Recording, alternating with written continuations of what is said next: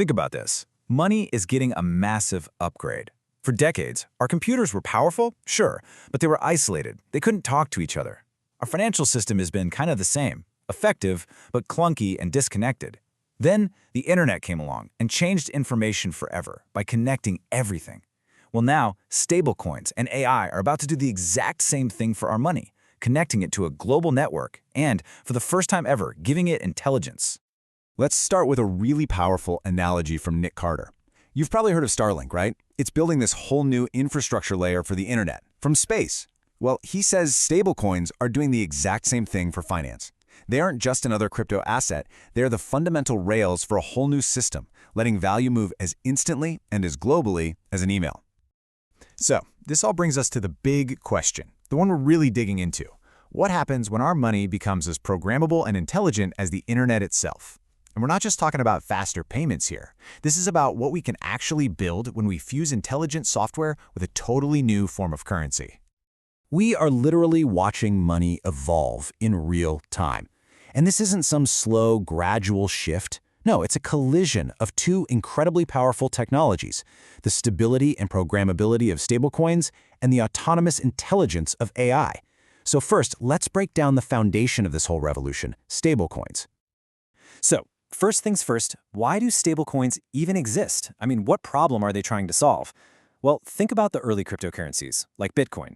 They promised this new kind of digital cash, but they had one huge glaring flaw: extreme volatility. You just can't use something for everyday payments if its value swings 10% in a single day. Stablecoins were specifically engineered to fix that, to give us all the benefits of digital assets, like speed and global access, without that crippling price risk. And this idea, it matured incredibly fast. I mean, look at this timeline. Back in 2014, we saw these early experiments like BitUSD. Just a year later, Tether kind of blew the doors open and brought the concept to the masses. Then DAI came along and introduced a decentralized model, and by 2018, USDC jumped in with a huge focus on regulation and transparency. Each one of these was like another brick in the wall, building a stronger, more trusted ecosystem. Okay, so the term digital money gets thrown around a lot. And honestly, it can be pretty confusing because there are a few different flavors. This table really helps break it down. You've got your government-issued central bank digital currencies, or CBDCs. You have traditional cryptocurrencies like Bitcoin that aren't pegged to anything. And then, right in the middle, you have stablecoins. They're privately issued, but they are pegged to a real-world currency. They occupy this unique sweet spot, offering the power of decentralized finance, or DeFi, with the stability of the good old dollar. And when you look at that unique space, wow, it is dominated by just two giants. Tether and USDC control about 95% of the entire market. Tether, or USDT, is the undisputed king of trading volume, while USDC has positioned itself as the regulated, transparent choice for big institutions. This dominance has created a really solid foundation for the whole ecosystem to build on top of. Okay, so we have this stable, programmable money. Now for the really fun part, the next big idea. What happens when you give AI access to it? This is where we move beyond just faster payments and step into a truly transformative machine-to-machine economy. You can think of this evolution happening in 3 stages. Right now, we're mostly in stage 1. AI agents assist us with purchases. But stage 2 is already here, with AI agents initiating transactions autonomously with humans. The final frontier is stage 3, a full machine-to-machine economy, where AIs transact directly with each other, creating an entirely new layer of economic activity we don't even see. And if you think stage 2 sounds like something out of a sci-fi movie, look at this number. So-called MEV bots, which are basically automated programs that find and execute profitable trades on blockchains, have already processed over $430 million. Let that sink in. These are AI agents operating autonomously, transacting in real markets. This isn't a theory anymore, it's a rapidly growing reality.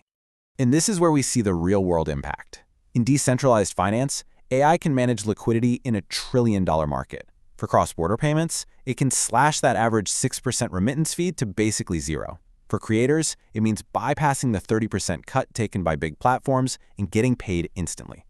And in the background, AI agents can even pay each other for computing power, creating these fully automated supply chains. So far, all the stablecoins we've talked about are pegged to government money.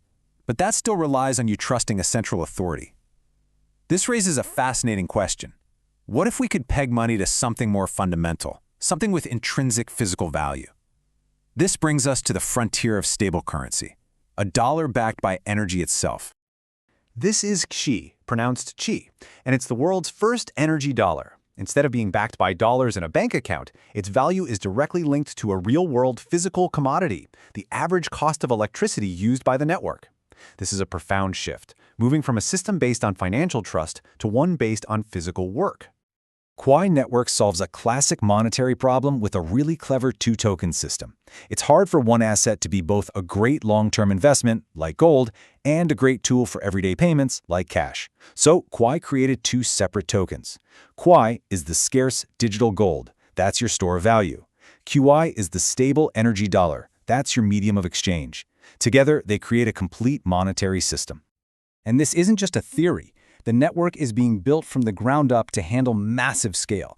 We're talking up to 50,000 transactions per second. That's the kind of speed and capacity you absolutely need for a truly global currency system. Now, for any of this innovation, from AI-driven payments to energy dollars, to reach its full potential, it has to integrate with the existing world.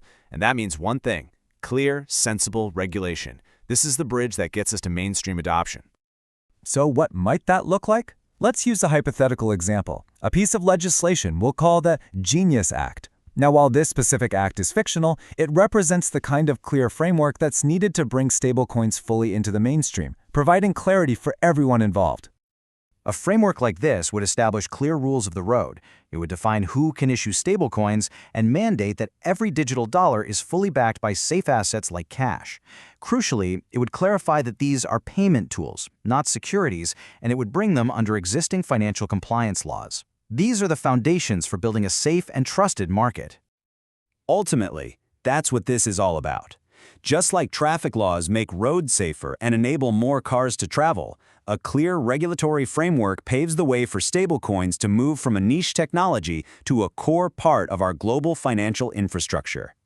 So, we've seen how stablecoins created a programmable dollar, how AI is learning to spend it, and how new models are even tying its value to physical energy.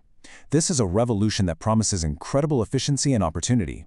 But as we get ready to give money intelligence and autonomy, we also have to consider the new responsibilities that come with it. The final question is, what kind of financial world will we choose to build?